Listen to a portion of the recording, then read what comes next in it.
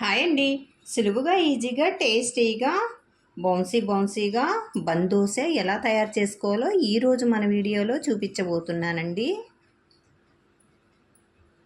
ఈ విధంగా సాఫ్ట్గా మెత్తగా సింపుల్గా ఎలా తయారు చేసుకోవాలో చూసేద్దామండి. దోశ తయారు చేసుకోవడానికి 1 కప్పు ఉప్మా రవ్వ తీసుకున్నామండి.